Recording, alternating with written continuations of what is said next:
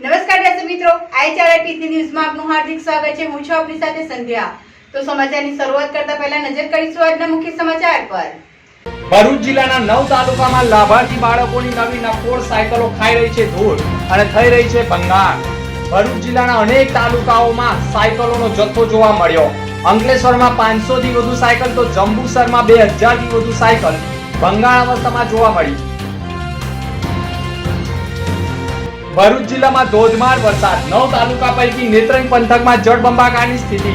5 inch વરસાદથી નવા નીરની આવક।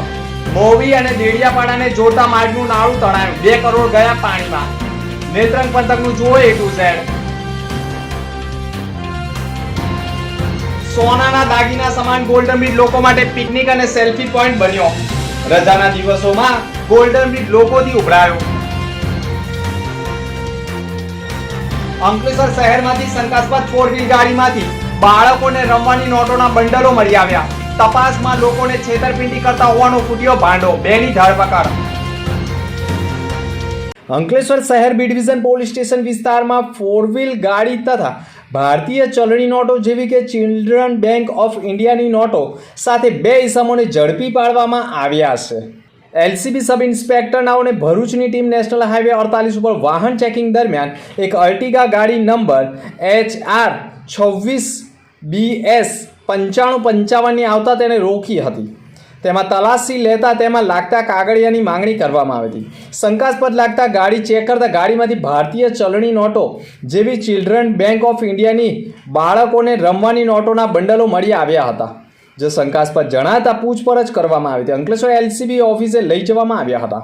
તપાસ દરમિયાન કબૂલાત કરેલ કે અલગ અલગ જગ્યાએ ફરી લોકોને વિશ્વાસમાં લઈ તેઓને 1K સ્કીમ આપી તેમની પાસેથી અસલ રૂપિયા લઈ તેમને બાળકોને રમવાની નોટો આપીને છેતરપિંડી કરતા હોવાનો ભાંડો ફૂટી ગયો હતો। 5 થી 6 ગુનામાં પકડાયેલા હોવાની પણ હકીકત સામે આવી હતી। બાળકોના રમવાના નોટોના બંડલમાં નંગ 50 કિંમત 00 અને રોકડા રૂપિયા અંદાજે 78,000 તથા મોબાઈલ નંગ 3 કિંમત 15,000 તથા 4 વ્હીલ ગાડી 2 લાખ મળી અંદાજે 2,93,000નો મુદ્દામાલ પોલીસે કબજે કર્યો હતો અને પ્રકરણમાં 2 આરોપીઓની ધરપકડ કરવામાં આવી છે। આરોપી નઝીરભાઈ હુસેનભાઈ મલેક ઉંમર વર્ષ 65 રહે આણંદ તથા ધનસુખભાઈ ચીમનભાઈ વૈદ રહે વડોદરા નાઓની ધરપકડ કરવામાં આવી છે। પુરી અમદાવાદ એક્સપ્રેસ ટ્રેનમાંથી 12 કિલો 186 કિલોગ્રામ તથા સિકંદરાબાદ રાજકોટ એક્સપ્રેસ ટ્રેનમાંથી એક ઈસમને 18.194 કિલોગ્રામ મળી કુલ 30 કિલો 380 કિલોગ્રામ મળી અંદાજે 3,03,800નો ગાંજાનો જથ્થો રેલવે એસઓજી તથા NDPS ડેડિકેટેડ ટીમે ઝડપી પાડ્યો છે।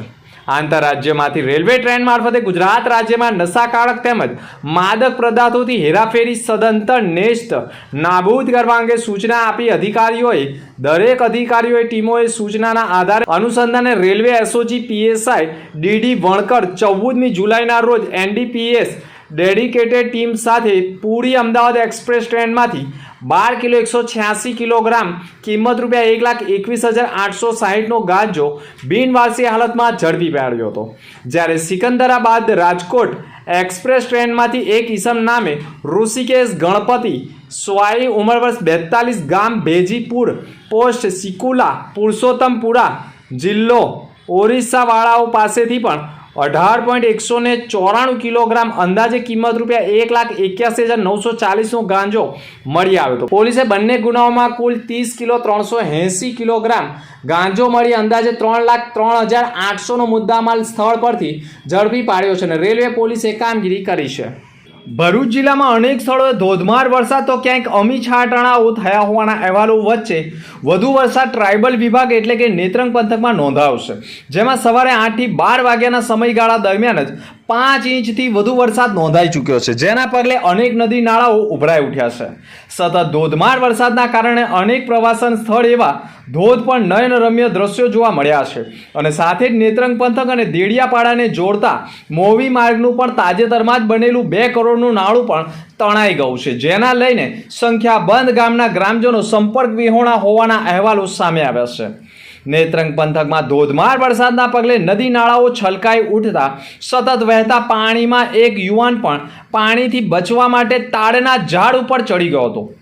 કલાકો સુધી ઝાડ ઉપર ટીંગાટોળી કરી રહ્યો હતો, જેના પગલે તેને ટીંગાયેલા યુવાનને રેસ્ક્યુ કરવાની નોબત આવી ગઈ હતી અને તે ધસમસતા પાણીના પ્રવાહ વચ્ચેથી બચાવી લેવાયો હતો. નેત્રંગ પંથકમાં અનેક નદી નાળાઓમાં નવા નીરથી ઉભરાઈ ઉઠતા અનેક સ્થળોએ નયનરમ્ય દ્રશ્યો જોવા મળ્યા હતા, જેના પગલે આ દ્રશ્યો જોવા માટે પણ બ્રિજ ઉપર લોકોના મેળાવડાઓ જામ્યા હતા. નેત્રંગ પંથકમાં અનેક સ્થળોએ નવા નીરની આવક જોવા મળી હતી. નદી નાળાઓને પણ નુકસાન થયું હોવાના અહેવાલો પણ સામે આવી રહ્યા છે.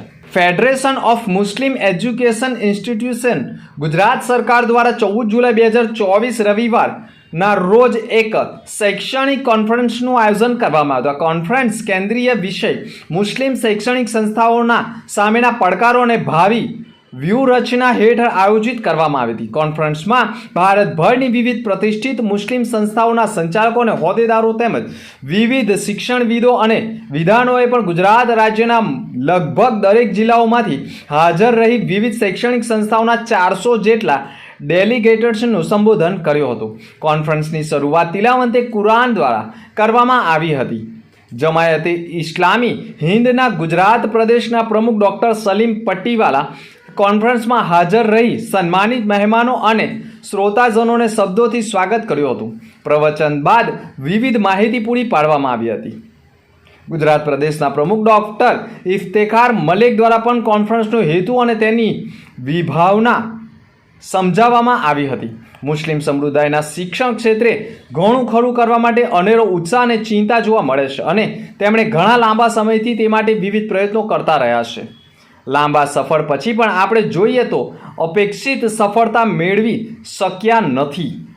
તે માટે ફરીથી ચિંતન મનન કરવા માટે શિક્ષણ ક્ષેત્રમાં વિવિધ જવાબદારો અને ચિંતકોને પણ રાજ્યભરમાંથી આ કોન્ફરન્સમાં આમંત્રિત કરવામાં આવ્યા હતા, જેમાં ભરૂચ જિલ્લામાંથી પણ વિવિધ સ્કૂલોમાંથી આચાર્ય સહિતના શિક્ષકો રવાના થયા હતા અને લાભ લીધો હતો. ભરૂચ અંકલેશ્વરને જોડતો અંગ્રેજોના જમાના વખતનો સોનાના દાગીના સમાન ગોલ્ડન બ્રિજ 150 વર્ષે પણ અડીખમ છે, પરંતુ વધતા જતા વાહનોના કારણે ટ્રાફિક જામની સમસ્યાને લઈ ગોલ્ડન બ્રિજની બાજુમાં સમય અંતરે નર્મદા મૈયા બ્રિજનું નિર્માણ કરવામાં આવ્યું છે અને કરોડોના ખર્ચે તૈયાર થયેલો નર્મદા મૈયા બ્રિજ વાહન વ્યવહાર સાથે આજુબાજુ લોકો ઠંડી હવા માણી શકે તે માટે અલગ અલગ સુવિધાઓ પણ ઊભી કરવામાં આવી છે. પરંતુ હાલના સોશિયલ મીડિયાના જમાનાના યુગમાં ગોલ્ડન બ્રિજમાં જ લોકો પિકનિક પોઈન્ટ બનાવી બેઠા છે.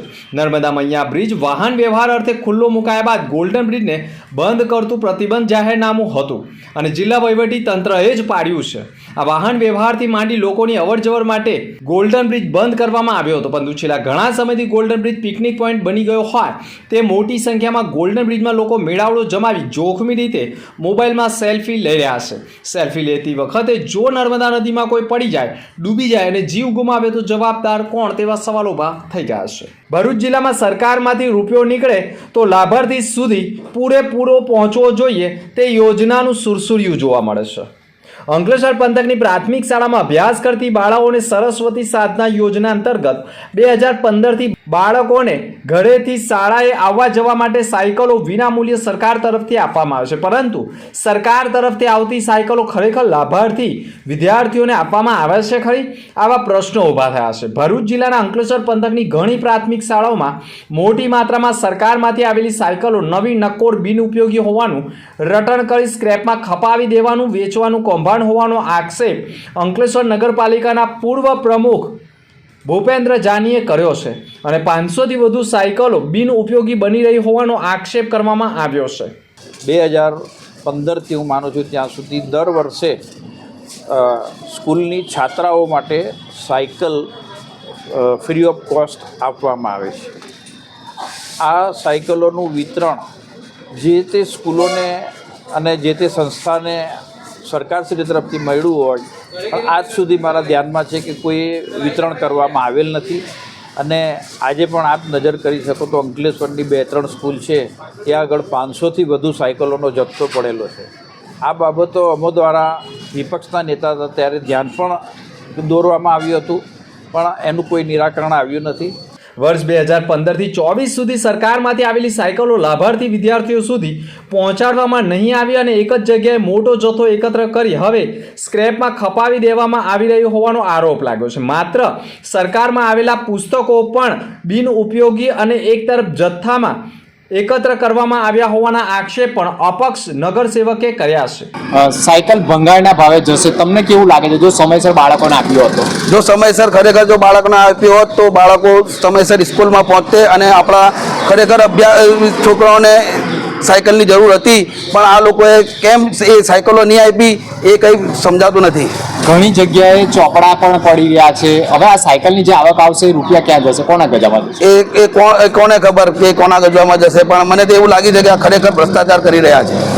અત્રે ઉલ્લેખનીય બાબત એ છે કે સરકારમાંથી આવતી યોજનાઓ ઘણા લોકો માટે કમાણીનું સાધન બની રહી હોવાનો પણ આરોપ લાગ્યો છે. સાયકલોનો જથ્થા સાથે પુસ્તકોનો પણ જથ્થો એકત્ર કરવામાં આવ્યો હોવાના અહેવાલો સામે આવી રહ્યા છે. સાથે અંકલેશ્વરની શાળામાં તો રવિવારની રજા હોવા છતાં શાળામાં પંખાઓ ચાલુ હોવાના ચોંકાવનારા દ્રશ્યો જોવા મળી ગયા હતા. આ વાત થઈ માત્ર અંકલેશ્વરની. હવે જંબુસરમાં તો 2000થી વધુ સાયકલો વરસાદમાં પણ ભીની અને કટાતી જોવા મળી રહી છે. 2000થી વધુ સાયકલ લાભાર્થીઓને કેમ આપવામાં આવી નથી તેવા પ્રશ્નો પણ ઊભા થઈ ગયા છે. આ સમગ્ર પ્રકરણમાં સમાજ કલ્યાણ વિભાગના અધિકારીએ પણ આ બાબતે પોતાની વેદના વ્યક્ત કરી છે. પરંતુ ભરૂચ જિલ્લાના તમામ તાલુકાઓમાં સાયકલો ધૂળ ખાઈ રહી હોય અને લાભાર્થીઓને સમયસર લાભ ન મળતો હોવાનો ભાંડો ફૂટી ગયો છે. અંકલેશ્વર નગરપાલિકાની બોર્ડ મીટિંગ પાલિકા પ્રમુખ લલિતાબેન રાજપુરોહિતના અધ્યક્ષસ્થાને યોજાઈ હતી, જેમાં આગામી વર્ષ દરમિયાન થનાર વિકાસ કામોના ઠરાવ સર્વાનુમતે પસાર કરવા શાસક પક્ષને સફળતા હાંસલ થઈ ગઈ હતી. સૌથી અગત્યનો ઠરાવ અંકલેશ્વર ઓએનજીસી ઓફિસથી ભરૂચી નાકા વચ્ચેના અને અંકલેશ્વર નગરની મધ્યમાંથી પસાર થતા મુખ્ય માર્ગને પીડબ્લ્યુડી ખાતા પાસેથી નગરપાલિકા હસ્તક લઈ લેવા અંગેનો હતો, જેનો વિપક્ષના સભ્ય રફીક ઝઘડિયાવાળાએ જોરદાર વિરોધ કર્યો હતો.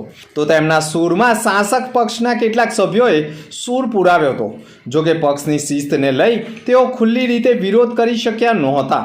આ ઉપરાંત આ સામાન્ય સભામાં ડ્રેનેજ, પાણી, રોડ રસ્તા ઉપરાંત શાળા, ફાયર વિભાગના અમુક કામો, નગરપાલિકાની માલિકીની ભાડા પટ્ટે અપાયેલ મિલકતોના ભાડામાં વધારો, સુકાવલી સાઇડને નિઃશુલ્ક ધોરણે ખાનગી એજન્સીઓને કચરો ઉઠાવવાના કરાર સંબંધે ઠરાવોને બહાલી આપવામાં આવી હતી.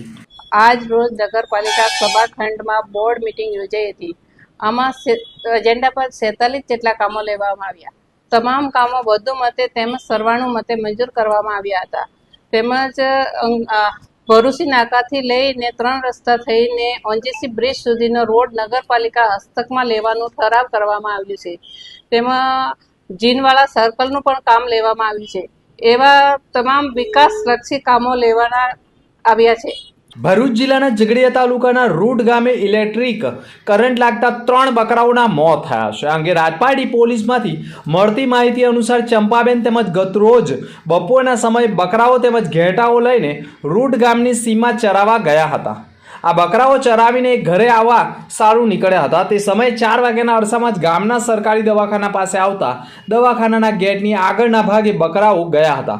ત્યાં ઇલેક્ટ્રિક વીજ થાંભલા પાસે જ અડી જતા વાયરના કારણે બકરીઓને કરંટ લાગ્યો હતો અને 3 બકરાઓના ઘટના સ્થળે મોત થયા હતા. પશુપાલકોના 3 બકરાઓના મોત થતા જીબીના કર્મચારીઓની બેદરકારી સામે ગંભીર આક્ષેપ સામે રોષ ઠાલવ્યો હતો અને 21,000નું નુકસાન થયું હોવાના આક્ષેપ સાથે પોલીસ મથકે ફરિયાદ આપી હતી.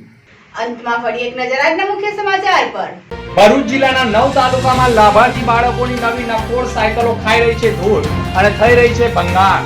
ભરૂચ જિલ્લાના અનેક તાલુકાઓમાં સાયકલોનો જથ્થો જોવા મળ્યો. અંકલેશ્વરમાં 500થી વધુ સાયકલ તો જંબુસરમાં 2000થી વધુ સાયકલ ભંગાર અવસ્થામાં જોવા મળી. ભરૂચ જિલ્લામાં ધોધમાર વરસાદ. 9 તાલુકા પૈકી નેત્રંગ પંથકમાં જળબંબાકારની સ્થિતિ. 5 ઇંચ વરસાદથી નવા નીરની આવક. મોવી અને દેડિયાપાડાને જોડતા માર્ગનું નાળું તણાયું. 2 કરોડ ગયા પાણીમાં. નેત્રંગ પંથકનું જુઓ A to Z. સોનાના દાગીના સમાન ગોલ્ડન બ્રિજ લોકો માટે પિકનિક અને સેલ્ફી પોઈન્ટ બન્યો. રજાના દિવસોમાં ગોલ્ડન બ્રિજ લોકોથી ઉભરાયો. અંકલેશ્વર શહેરમાંથી શંકાસ્પદ 4 વ્હીલ ગાડીમાંથી બાળકોને રમવાની નોટોના બંડલો મળી આવ્યા. તપાસમાં લોકોને છેતરપિંડી કરતા હોવાનો ફૂટ્યો ભાંડો, બેની ધરપકડ. તો હતા અત્યાર સુધીના સમાચાર. નવા સમાચાર સાથે ફરી મળીશું. નમસ્કાર.